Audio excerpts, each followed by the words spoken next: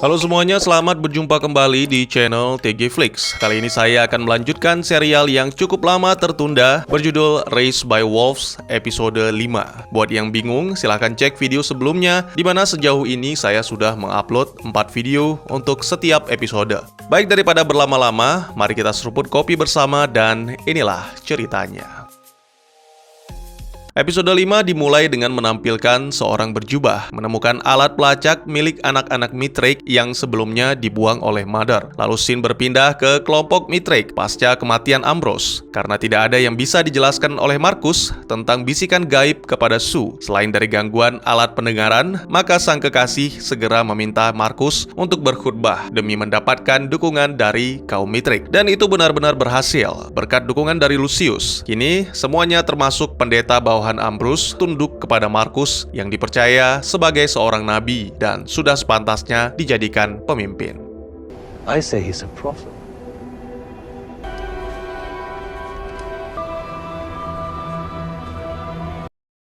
Tentu saja kini tujuan Mithrake adalah mencari anak-anak. Setelah melanjutkan perjalanan, mereka menemukan pecahan dari kapal Heaven yang merupakan dek bagian bawah. Di sana mereka menemukan benda yang disebut Master Cell Propulsion yang bisa mengumpulkan cahaya difusi, lalu memusatkannya menjadi sinar bermuatan tinggi. Menurut Marcus, benda itu bisa digunakan untuk melawan Necromancer. Dan kebetulan sekali, mereka juga menemukan seorang penjahat pria yang melakukan perkosaan ketika orang-orang sedang hibernasi. Penjahat itu mengaku bahwa dia diperintahkan oleh Sol untuk membuahi. Tentunya itu akan menimbulkan perdebatan yang panjang. Beruntung Marcus memiliki solusi yang cukup bijak, membiarkan si pemerkosa hidup dan memberikannya tugas untuk menghadapi Necromancer.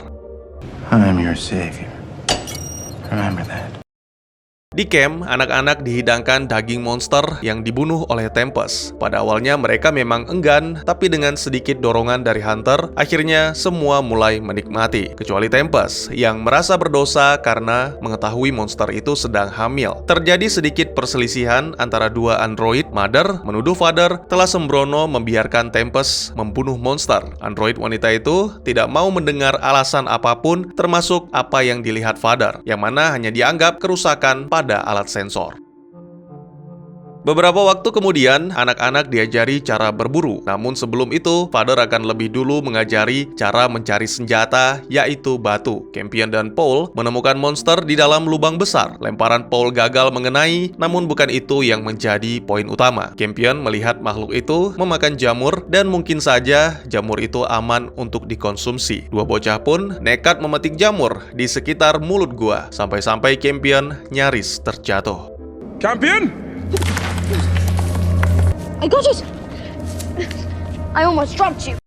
Semua anak ikut bersama Father, kecuali Tempest yang masih merasa bersalah. Mother mencoba menghibur dengan menjelaskan tentang kematian yang sudah biasa terjadi dan terkadang bisa memberi manfaat bagi makhluk lain. Sayangnya Tempest tidak bisa menerima penjelasan tersebut. Mungkin terdengar kejam, tapi begitulah kehidupan.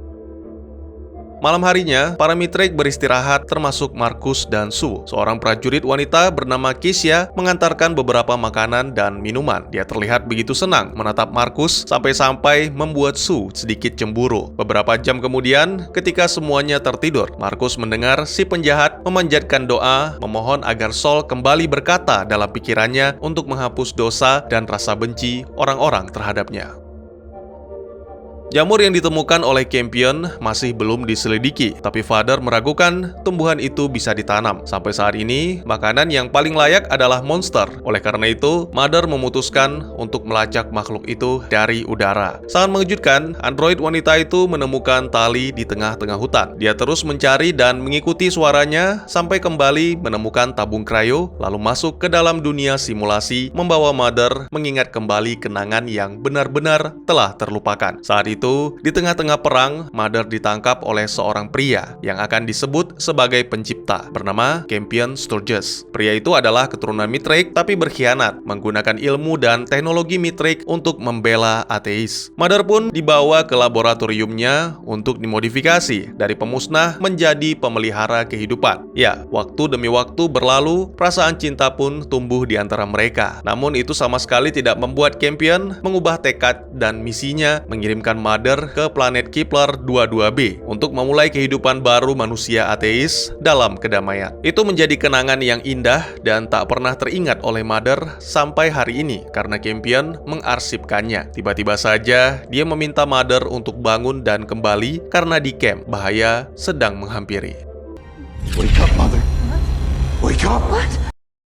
Mother pun menggunakan kekuatan necromancer-nya untuk melesat secepat mungkin. Ternyata apa yang dikatakan Campion benar, salah satu anak yaitu Tempest berusaha mengakhiri hidupnya. Gadis itu menolak bayi dalam kandungan dan menganggap Mother menggunakannya sebagai inkubator. Padahal semua itu salah. Sama seperti seorang ibu, tujuan Mother hanya melindungi anak-anaknya. Keesokan paginya, kelompok Mitrik melanjutkan perjalanan sampai menemukan tumpukan tulang makhluk raksasa. Sangat mengejutkan, ternyata di dalamnya ada jebakan-jebakan yang berbahaya dan sempat mengenai salah satu prajurit. Selain itu, di sana mereka juga menemukan kartu-kartu, alat pelacak yang seharusnya milik anak-anak, lalu tiba-tiba saja muncul seorang misterius yang merampas kartu dari tangan Markus dan langsung melarikan diri. Manusia atau bukan, tapi gerakannya sangat cepat. Markus melanjutkan pemeriksaan sampai menemukan susunan batu yang membentuk peta. Dari sanalah Markus menemukan jalan menuju camp Necromancer. Kembali ke Mother yang pada malam itu terlihat bahagia menjalani tugasnya. Dia merasa bersyukur dan yakin jika misi berjalan lancar, maka pembangunan koloni manusia baru akan berhasil. Itu membuat Father merasa heran. Ada sesuatu yang berubah seolah-olah Mother memiliki iman layaknya manusia. Malam itu anak-anak makan bersama dengan daging monster menjadi menu utama. Namun tidak dengan Campion dan Paul. Dua bocah itu sepakat untuk menyantap jamur yang penuh nutrisi serta tidak beracun.